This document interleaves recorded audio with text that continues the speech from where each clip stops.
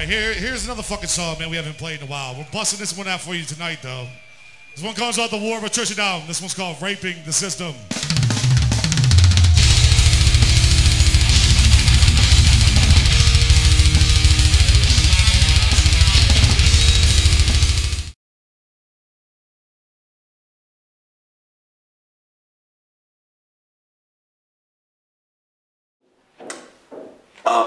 Well, I mean, they're great. We're always thrilled to be a part of a good tour, a large tour.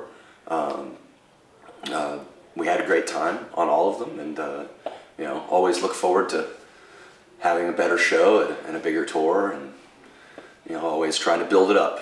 You know, so we're thrilled that people came out to all those shows, and it all's thanks to people coming to shows. Because if you don't come, we can't be on a bigger tour. So we really appreciate everybody who came out to all those tours.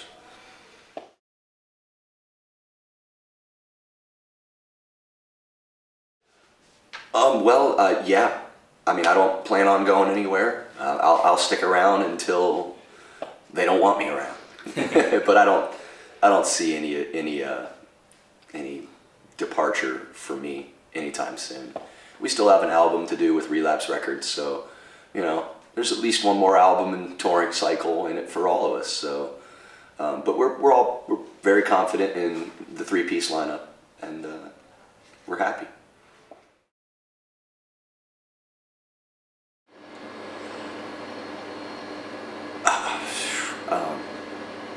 Practice more. Surround myself with more motivated people that wanted to get somewhere. You know, just be more dedicated to doing this stuff. I honestly didn't know I'd be really doing this long-term touring stuff, being in a band like this, until I got offered the spot to be in Dying Fetus.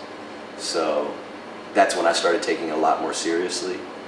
So I would tell myself in the past to just get more serious about it and just be more dedicated to my profession of being a drummer.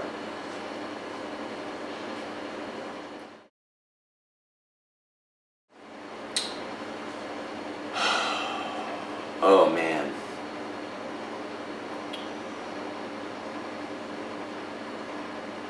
I mean, it's not like one person per se, just generally hip-hop, R&B.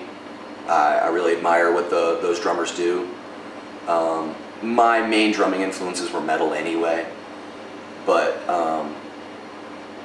it's kind of hard for me to think about that actually right now. I like totally blanked out. I'm like, well, who would it be? You know, I don't know. I guess somebody who I can look up to now is maybe like this drummer named Tony Royster Jr., I guess. Thomas, the new drummer for the Mars Volta, is really good.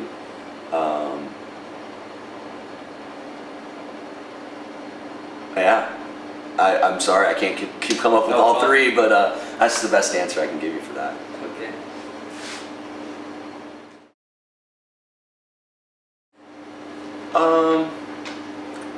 I like me some Hall & Oates. I do. Some like, I grew up in a little bit in the 80s and the early 90s, and that's the kind of pop music I heard my parents playing around, and that's the kind of stuff I kind of, my guilty pleasure was some Hall & Oates, some Man-Eater by Hall & Oates, some good songs, some good stuff there. Some Toto, stuff like that. Jeff Porcaro, there's one of them drummers. There you go, Jeff Porcaro, he's dead, but yeah, he's a good drummer.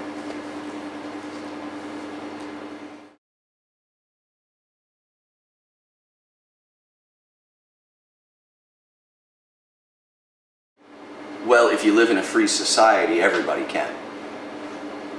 That's one of the great things about having freedom of speech in the United States, is you can go and you can say, fuck that, I don't appreciate it, I don't like it. But yeah, I think that, at least for certain generations of people, I think that on a broad scale, younger generations of people don't really focus on the news of the day. And honestly, world history as a broad subject. Remain largely ignorant to it. That's not everyone, there are intelligent people in the youth, but I think as you get older, you start to focus a little bit more on the world around you, and you actually want to take part in what's going on in the world, and you want to comment about it. Now, I personally, I haven't written any lyrics and stuff like that, but you know, I have opinions about the way the world is run, and sometimes I talk about them.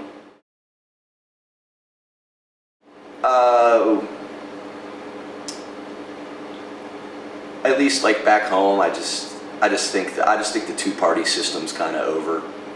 I don't necessarily agree with the Tea Partiers, but I appreciate the fact that they're like a different outlet for people that don't necessarily see themselves as a Democrat or Republican, or let's just, you know, red or blue. You know, life is a lot of shades of gray. There's a lot of in the middle. I feel like myself, I'm a social liberal, where like the way you live your life, you want to do what you want as long as it doesn't bother me and bother the people I love and the people I care about. But I would say I'm a fiscal conservative. I don't want to spend money out of control. You know, got to be responsible with your money, because that's how the rich people keep their money, is they don't spend it. But I'm not rich.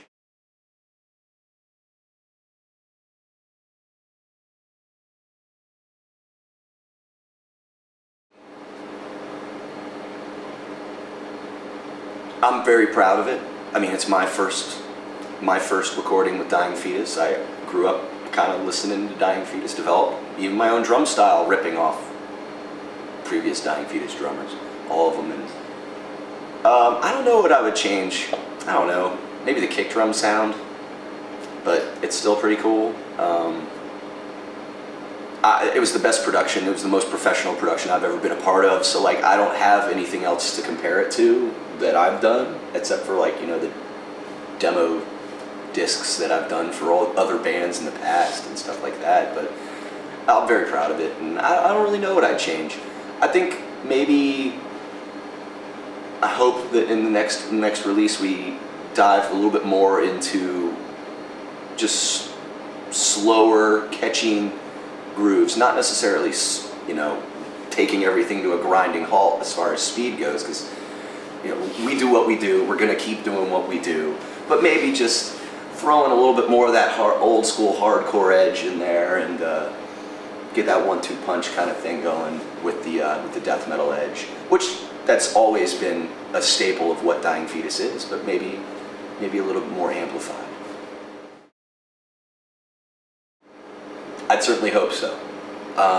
It seems that we are, because we did some tours, non-death metal tours, like we did a tour with Hatebreed, and obviously that was a big exposure tour. We played for people that would never listen to us. You know, they're more of like the Ozfest crowd back in America, that kind of just a working man, you know, and they don't want to listen to this crazy extreme stuff, but we were on the tour and we played it for them anyway, and we actually got a couple people that came to shows later that were like, I was turned on by that, I never knew about this kind of music, and you know, you guys introduced me to that. And then they, you know, a few of them came back, and so cool, there you go, we won a couple people over. And then I think we also maybe solidified our spot in the scene, wherever it is, whatever it is, with that last album and Descend into Depravity. I think it was received well, and we're all very proud of it, and yeah. Oh wow, that's my first show ever with Fetus. That's Party Sand. I played at Party Sand for my first show.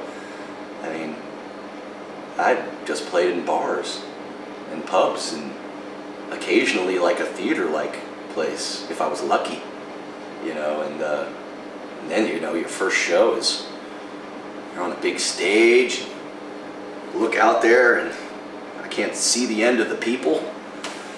And you know, you have to put up or shut up in that moment. You just got to get up there and play. There's no being scared. There's no choking in the moment, you know, no just like, you just got to do it. And I remember that was definitely an introduction into a whole new side of the metal scene that I'd never seen.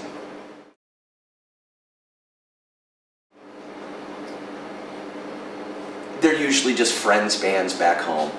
I don't really, we're at shows all year, you know, and it's got to be something special to want to go see. And usually it's a friend of mine's band, whether they be a death metal band or I got an old band member from a band way in the past I was in, and he was a singer, and now he just plays keyboards and kind of does backup guitars, and it's not really metal, it's just kind of rock and roll. And I'll go check his band out and, you know, just go to see friends' bands. I really don't go to shows too much, and if I do, it's to go, maybe if I know somebody in one of the bands that's playing, you know, I'll go just to say hello to them, you know, and then, you know, maybe have a beer or two and maybe watch their set. But we do enough touring, we're at shows enough as it is that might sound lame, but I really don't go to shows too much.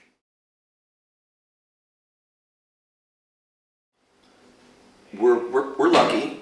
We're lucky in the fact that the band has been around long enough and has established itself that we can make some money on the road. But when we're not touring, there's no cash flow. You know, I mean, the only people that make money off of album sales anymore are you got to be huge. You got to be like Metallica big. You know, so like you really don't see much money off of a record sale. You know, and the record industry is just shrinking anyway. But that's a whole nother story. But I personally, I have a job when I go home. I work in the audiovisual installation industry, and you know, we put in sound systems, everything from corporate audiovisual needs to large performance venues like a football stadium. And so when I'm not doing this, I'm doing that. So.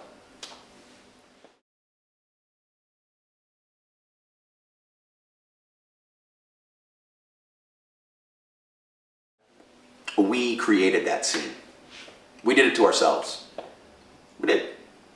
Plain and simple. And if you released an album that was sloppy, purposely, everybody's going to say you're sloppy.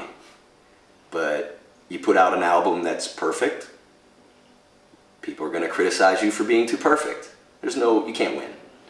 You're always going to have people that are going to comment. Some people, oh, I like the old school black metal recordings, you can hear the mistakes. Okay, cool, great. You know, and then some people want to hear, you know, that's super polished, you know, when the band stops, it's just like nothing, you know, dead stop. You're always going to run into somebody who's going to say something about where it is. And like when I said earlier, we did it to ourselves. I'm not saying Dying Fetus, I mean the whole genre, the whole scene, the metal scene.